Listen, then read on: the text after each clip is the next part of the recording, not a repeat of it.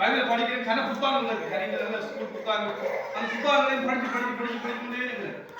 படித்து கொண்டு இருக்கும் பொழுது முதலாவது எனக்கு வந்தது சும்மா ஒரு கெடி கொண்டு எடுத்துருங்க அன்பு. பாருங்க, இந்த நாட்களில் எங்களோட வாழ்க்கையில இந்த அன்பில வேற கணக்க முகங்கள் இருக்கு.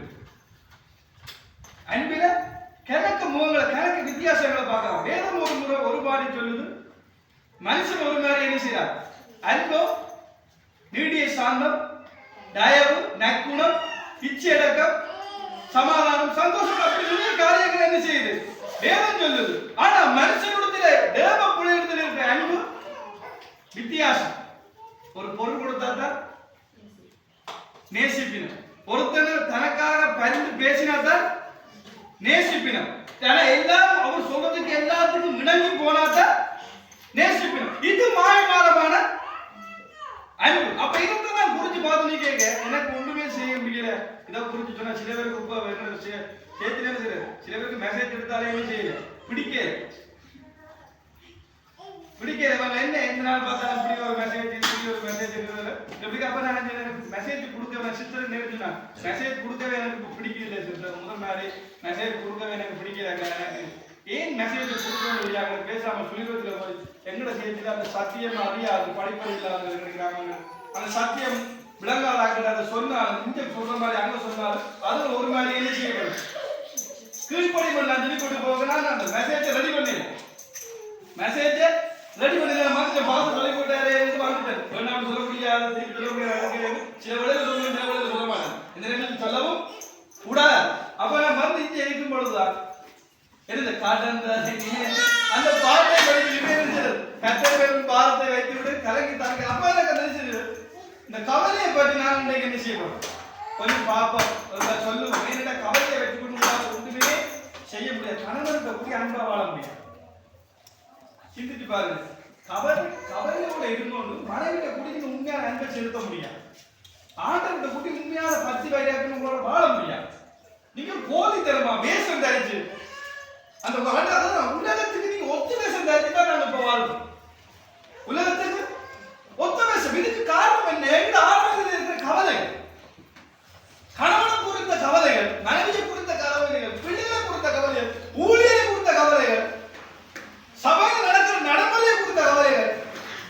அதான் நான் சொல்றேன், கவலைப்படுறதால ஒரு மனுஷன் என்ன செய்ய போறதில்லை, நல்ல சரீர அளவோட ஒன்றே கூட்ட போறோம். முதலாவது நாங்க பார்ப்போம் எப்படி நம்முடைய வாழ்க்கையில இந்த கவலையே நம்மிடத்துல இருந்து வேதத்துக்குள்ள போக போறோம். எப்படி நம்முடைய வாழ்க்கையில் ஆழ்மனதில் இருக்கிற கவலையை எப்படி நாங்க வெளியே கொண்டு வரலாம், எப்படி நாங்க வெளியில எடுக்கலாம்.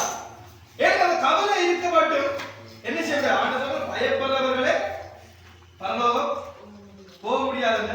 உலக சேவை, உலக துக்கம், உலக ஆசைகள், உலக வேதனைகள் உடனே நீங்க என்ன செய்ய முடியாது. இந்த கவலை இருந்தா சரியா நீங்க ஆவிக்குரிய வாழ்க்கை வாழ மாட்டீங்க. ஏதோ தான் ஒரு வாழ்க்கை என்னடா வாழ்க்கை பார்த்துட்டு பாடலே ஆகும், சேர்த்துக்கு வந்துட்டு இருந்தே ஆகும். பாஸ்டர் சொல்ல நாங்க விஷயம் பண்ணி ஒரு கட்டாயத்தினால ஒரு தொழில் ஏதோ ஒரு காரணத்தால நீங்க வாழ்ந்து கொண்டு இருக்கிறீங்க. அதை ஆண்டவருக்கு என்ன செய்யுது, ஒரு பிரியமில்லாத காரியம். குடும்பங்கள்ல ஒரு உண்மையான ஒரு சமாதானம் இல்லை, ஒரு சந்தோஷம் இல்லை, சபையில் ஒரு சமாதானம் இல்லை.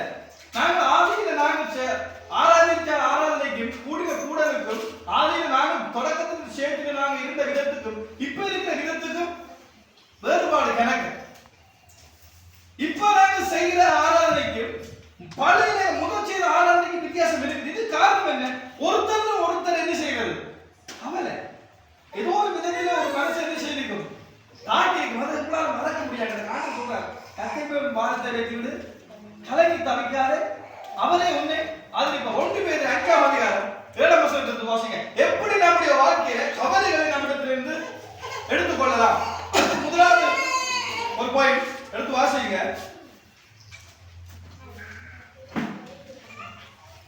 அவர் உங்களை விசாரிக்கிறவரானபடியால் உங்கள் கவலைகளை எல்லாம் அவர் மேல் வைத்து விடுங்கள். அவர் உங்களை விசாரிக்கிறபடியால் உங்கள் கவலைகளை எல்லாம் அவர் மேல வைத்து விடு. சில பேர் என்ன செய்யறது, அந்த கவலையை தாங்க முடியாம எல்லாரும் வீட்டை விட்டு போறது, தலைவனை போறது, மூத்த கொண்டு அப்படி வச்சுக்கொண்டு அழுகுறது, பாத்ரூம் கொண்டு ஐபோன் அழுகுறது, வேலை செய்யற இடங்கள்ல அழுகுறது, வேலை செய்யற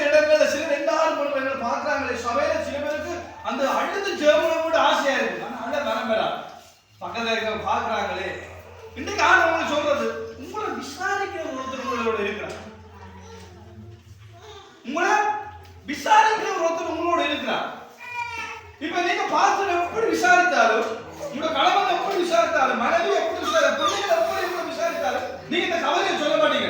ஆனா ஆண்டவர் சொல்ற மனுஷன் முகத்தை பார்க்கிறார், தேவனோ உள்ளான இதயங்களை பார்க்கிறார். இன்றைக்கு ஆண்டவர் உங்களுக்கு சொல்ற ஒரு வசனம், அந்த வசனம் என்னடா, உங்களை விசாரிக்கிற ஒரு உங்களுக்கு இருக்கிறபடினால உங்களுடைய கவலைகள் எல்லாம் என்ன செய்யுங்க.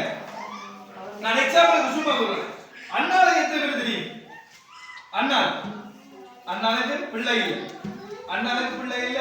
அண்ணாளுக்கு அடுத்தது கல்யாணம் காட்டின அவருக்கு என்ன செய்யுது, அவருக்கு இரண்டாவது மனைவி பிள்ளை இருக்கு, அண்ணாளுக்கு பிள்ளை இருக்குன்னு சொன்னோன்னே போய் அந்த கவலைய கணவன்கிட்ட காட்டினாலும் அவள் எங்க காட்டுறாள், வந்து தன்னுடைய கவலையை எங்க காட்டுறாள். அவள் கண்ணை மூடிக்கொண்டு அந்த கவலையை தன்னிடத்துல சொல்ல முடியாம, நீங்க சிந்திங்க, இந்த கவலையோட நீங்க ஒன்றுமே செய்ய முடியும். உங்க லட்சியம், உங்க தனிப்பட்ட வாழ்க்கையில சரி, உங்களோட தொழிலையும் சரி, உங்க தனிப்பட்ட ஆளுக்குரிய வாழ்க்கையில நீங்க கடந்து வெளியில வந்தாலும் சரி, உங்களோட குடும்ப முன்னேற்றம், உங்களோட வேலை முன்னேற்றம், எந்த காரியத்திலையும் இந்த கவலையை வச்சு நீங்க ஒரு சக்சஸ்ஃபுல்லான வாழ்க்கையை நீங்க செய்ய முடியாது, வாழவே முடியாது. இந்த அண்ணன் வந்து ஆலயத்துக்குள்ள இருந்து பாயை துறந்து ஜெபம் பண்ணாம பாயை முணுமுணுச்சு செய்யறான், ஜெபம் பண்றான். அப்படியே பார்த்து சொல்றான், நீ ஏன் குடிச்சிட்டு வந்தீங்க? என்ன சொல்றார்? சில பேருடைய கவலை சில பேருக்கு விளையாட்டா என்ன பண்ணும், சில பேருடைய வேதனை சில பேருக்கு விளையாட்டா என்ன பண்ணும். கஷ்டப்படுறாரு, இவங்க வேதனைப்படுறாங்களே, இவங்களுக்கு நாங்கள் சார்பா இருக்கணும், இவங்களோட நாங்கள் ஒத்து போகணுமே, எங்களுக்காண்டி எல்லாத்தையும் செய்யணுமே, எங்களுக்காண்டி எல்லாம் செய்யறானே, அவனுக்கு நான் சில காரியங்கள் ஒத்துத்தானே போகணும், எங்களுக்காண்டி சில காரியங்கள் எல்லாம் செய்யறாங்களே, அவனுக்கு ஒத்துத்தானே போகணும் என்று நாங்கள் சிந்திக்கிறது இல்லை. இந்த அண்ணன் வேதனை நிறைந்தவா, கவலை நிறைந்தவா, அந்த